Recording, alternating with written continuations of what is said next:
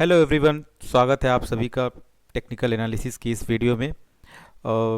बात हम करेंगे बजट की। आज बजट था और मुझे तो नहीं समझ में आया कि क्या था इस बजट में, क्योंकि जितने भी प्रोस्पेक्ट्स थे सब फ्यूचर को लेकर, जो भी अनाउंसमेंट थी सब फ्यूचर को लेकर थी। अभी फ़िलहाल हाल फिलहाल में हमें ऐसा कुछ अनाउंसमेंट नहीं आया, ऐसी कोई योजना पॉलिसीज़ नहीं आई जिससे कि इस मार्केट को सपोर्ट मिले और थोड़ी राहत मिले। देखिए, मैं आपको बैक टू बैक मैंने दोनों वीडियोस में बोले थे कि ऐसे इवेंट को अवॉइड कीजिए, क्योंकि टेक्निकल एनालिसिस वर्क नहीं करते हैं, लेवल्स वर्क नहीं करते हैं। अगर आपने वीडियो देखे होंगे, आपने वीडियो को पूरा देखा होगा, समझा होगा, तो ज़रूर आपने अवॉइड किया होगा। जहाँ तक मैंने बात की थी निफ्टी की, कि निफ्टी अगर ये जो लेवल है हमारा 25,450 या फिर 25,500 को अगर निकालेगा तो ही हम बाइंग के लिए देखेंगे। नहीं तो फिर ये लेवल ब्रेक करने के लिए मैंने बोला था कि अगर 25,200 ब्रेक करता है तो आप 25,000 का या फिर इस ट्रेड लाइन के नीचे आने का वेट करिए और वहाँ से फिर आप सेल की पोजीशन बना के रखिए। सेल की पोजीशन बनाने पे हमने टारगेट ये दिया था, 25,800 का दिया था।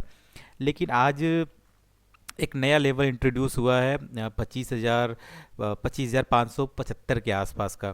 तो देखिए, ये लेवल अगर यहाँ से बाइंग आई है, जाहिर सी बात है कि क्लोजिंग निफ्टी ने जाकर इस ट्रेड लाइन के ऊपर दिया है। ठीक है, तो अगर इस लेवल से बाइंग आई है तो जाहिर सी बात है कि बायर्स जो हैं, जो बुल्स हैं, उन्होंने अपनी पोजीशन बचाई हुई है हाल फिलहाल के लिए। तो आगे कौन डोमिनेट करेगा? बियर्स और तोड़ के ले जाएंगे मार्केट को, या फिर बायर्स यहाँ से पोजीशन बचा के रखेंगे और पुश करेंगे मार्केट को ऊपर के लिए? वो पूरा डिटेल्स में समझेंगे हम लोग इस वीडियो में। देखिए, निफ्टी को मैंने बार बार बोल रहा था कि फ़िलहाल सब कुछ ठीक नहीं लग रहा है। निफ्टी का जो टेक्सचर है वो ठीक नहीं है। स्ट्रक्चर भी अगर आप देखोगे तो यहाँ से गिरावट आई थी, गिरावट आने के बाद फिर ये इस लेवल को सपोर्ट कर रहा था। सपोर्ट क्या, वो एक प्री बजट की रैली होती है कि उसमें पोजीशंस बनवाई जाती है, एक बाजार क्रिएट किया जाता है, बज क्रिएट किया जाता है कि आप आइए, बजट में आइए, पार्टिसिपेट, पैसे लेके आइए, पार्टिसिपेट करिए, प्रॉफिट लेके जाइए। जनरली ऐसा होता नहीं है कि रिटेल ट्रेडर बड़े इवेंट में प्रॉफिट लेके जाए। अब जो सेफ अगर आप ऐसे इवेंट में, होता क्या है ना, कि अगर आप सेफ मोड में ट्रेड करने के लिए आते हो तो छोटा स्टॉप लॉस लेके आओगे। जाहिर सी बात है, छोटा स्टॉप लॉस टिक नहीं पाता है। स्कैल्पिंग आप नहीं कर पाओगे इसमें, क्योंकि स्कैल्पिंग के लिए आपको स्टॉप लॉस लगाना पड़ेगा और स्टॉप लॉस आप लगाओगे छोटे, वो टिक नहीं पाएगा। तो ऐसे में क्या होता है कि छोटी क्वांटिटी से आप प्ले करिए और स्टॉप लॉस थोड़ा बड़ा रखिए। डायरेक्शन लेवल्स पे आप ध्यान दीजिए कि लेवल्स कहाँ जा रहे हैं, मार्केट कहाँ जा रहा है, उसके हिसाब से अपना रिस्क एनालाइज कीजिए। तो देखिए, ओवरऑल बजट भी चला गया, मुझे नहीं समझ में आया कि बजट में क्या रहा क्या नहीं रहा। फिलहाल मैंने जो सोचा था कि ऑपरेशन सिंदूर को लेकर डिफेंस में पैसा आएगा, बड़ी अनाउंसमेंट आएगी, या फिर अनाउंसमेंट आएगा, लेकिन ऐसा कुछ हुआ नहीं है डिफेंस को लेकर। तो फिलहाल देखिए, अब जो हो गया वो हो गया। अब हम आगे देखेंगे कि आगे हमारी क्या स्ट्रेटजी रहने वाली है। मैं देखिए प्योर सेल ऑन राइज के मूड में जाऊंगा निफ्टी में। सेल ऑन राइज, लेकिन सेल ऑन राइज का मतलब आप समझिए, सेल ऑन राइज होता क्या है। सेल ऑन राइज का मतलब कि निफ्टी में जो भी बाउंस आए ऊपर के साइड में, आप वहाँ से सेल की अपॉर्चुनिटीज ढूंढिए, आप वहाँ पे सेल के मौके देखिए। तो अगर निफ्टी यहाँ पे क्लोज हुआ है 825 के ऊपर, तो हमारे सामने एक जो पहला रेजिस्टेंस आएगा वो देखिए ये वाला है 925, 950 का। आप एक बफर जोन लेके चल सकते हैं कि 950 अगर निफ्टी जाएगा तो मैं सेल को देखूंगा। 950 पे जाएगा तो हमारा जो स्टॉप लॉस रहेगा वो 26,000 के ऊपर, सॉरी 25,000 के ऊपर अगर सस्टेन करेगा हम निकल जाएंगे।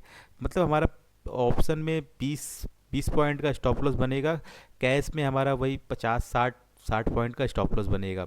ठीक है, अगर वहाँ पे फिर अगर हमारा स्टॉप लॉस लग जाता है तो फिर हम वहाँ पे देखेंगे कि निफ्टी अगर इस लेवल के आसपास आता है, 25,125 150 के आसपास आता है, हम फिर से वहाँ पे सेल की पोजीशन देखेंगे। मतलब हमें क्या है कि ऊपर के साइड में अगर बाउंस करता है, कोई भी बाउंस आता है, तो हम सेल की पोजीशन बना के लेके जाएंगे।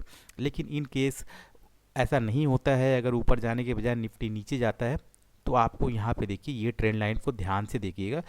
24,780, आप 800 मान लो, कि 24,780 750 के नीचे जाता है तो आप सेल की पोजीशन बनाइए और टारगेट आपका ये रहेगा, 24,600 के आसपास रहेगा। ये लेवल आएगा ही आएगा, निफ्टी यहाँ पे लिख के ले लीजिए, आएगा ही आएगा। यहाँ पे नहीं आएगा तो इसके थोड़े बहुत ऊपर आएगा, यहाँ पे भी आ सकता है, 600 भी आ सकता है। लेकिन ये जो नया लेवल इंट्रोड्यूस हुआ है ये टेस्ट करने निफ्टी आएगा ही आएगा। अब कहने का मतलब ये कि ये नहीं है कि आएगा तो कल ही आ जाएगा, ऐसा नहीं है। अभी थोड़ा हो सकता है ऊपर नीचे, जो भी देखिए मार्केट कल क्या होगा वो हमें नहीं पता है। लाइव मार्केट में चीज़ें कैसे रिएक्ट करेंगी, बुल्स कैसे रिएक्ट करेंगे, बायर्स सेलर्स कैसे रिएक्ट करेंगे, वो चीज़ें नहीं हम बता सकते हैं, नहीं पता कर पाएंगे हम लोग। आपको लेवल्स पता करने हैं, आपकी जो एनालिसिस होनी चाहिए वो लेवल्स की होनी चाहिए, ऊपर और नीचे आपकी स्ट्रेटजी क्लियर होनी चाहिए। उसके बाद ही आप यहाँ पे प्रॉफिट बना पाओगे। मैंने कुछ स्टॉक सिलेक्ट किए हुए हैं, आप उनको देखिए एक बार। और मुझे अभी जो सबसे बढ़िया स्टॉक लग रहा है वो बाय करने के लिए वो एशियन पेंट है। आप देखो इसका चार्ट आप देखो, बहुत ही छोटा स्टॉप लॉस देखने को मिलेगा आपको। ये लेवल है 2320 का, ठीक है, 2320 का लेवल है। अभी ये चल रहा है 2357 चल रहा है। आप यहाँ से भी बाय कर सकते हो, इसके नीचे गया तो आप निकल जाइएगा। लेकिन मुझे अगर लेना होगा, रिस्क लेना होगा बाइंग में, तो मैं सबसे पहले ये स्टॉक पिक करूँगा, एशियन पेंट। इस पर बिल्कुल नज़र बना के रखिए।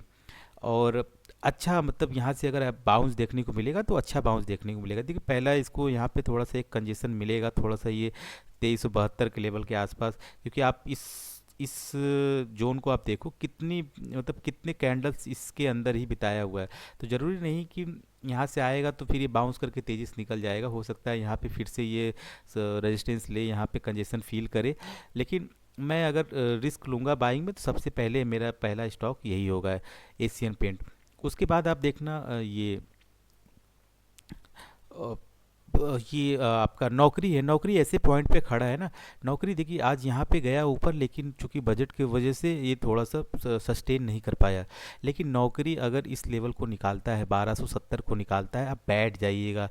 यहाँ से लेकर यहाँ तक आपको पूरा का पूरा स्पेस देखने को मिलेगा बढ़िया। यहाँ पे देखिए खरीदने का मतलब ये है, या फिर कोई कुछ भी आप खरीदो, चाहे कॉल बाय करो चाहे पुट बाय करो, लेकिन जो भी करो आप वहाँ पे देखो कि रिस्क आपका कम रहे, रिवॉर्ड अच्छे रहे। मार्केट में यही ट्रेडिंग का यही तो फंडा है, एक सिंपल फंडा यही है कि रिस्क और रिवॉर्ड को आप मैनेज करो, रिस्क कम लो रिवॉर्ड अच्छे लो। तो उसमें अगर 2 3 4 5 ट्रेड अगर आपके फेल भी होते हैं ना, तो 5 ट्रेड अगर आपने 10 ट्रेड आपने लिए, 10 ट्रेड 5 ट्रेड में अगर आपके स्टॉप लॉस हिट हुए और 5 ट्रेड के आपके टारगेट मिले, तो अल्टीमेटली आपकी जो क्लोजिंग होगी वो प्रॉफिट में ही होगी। एक स्टॉक आप नज़र बना के रखिएगा, एबीबी, ये सेलिंग के लिए अच्छा है। यहाँ पे आपको देखिए ये जो ट्रेंड लाइन ड्रॉ की हुई थी मैंने, उसी ट्रेंड लाइन के आसपास आके ये फिर से ऊपर गया, बाउंस किया, लेकिन मुझे लगता नहीं है कि ये सस्टेन कर पाएगा। तो इस पे नज़र बना के रखिए, अगर ये ट्रेंड लाइन को ब्रेक करता है, यहाँ पे नीचे इसके आता है, क्योंकि इसके ऑप्शन बहुत अच्छा मूव नहीं करता है, तो मैं सजेस्ट नहीं करूँगा, कैश में या फ्यूचर में ही जाइएगा।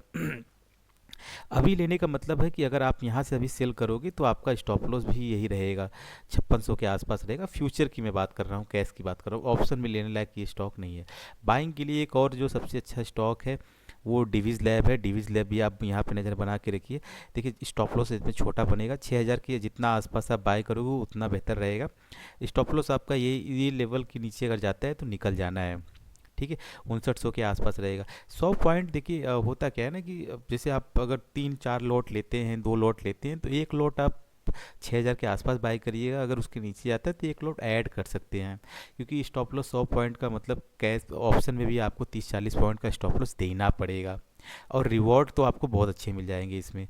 रिवॉर्ड आपका ये तकरीबन 6300 6400 के आसपास यहाँ पे मिल जाएगा। रिवॉर्ड आपको 6300 का पहला टारगेट आपको मिल जाएगा।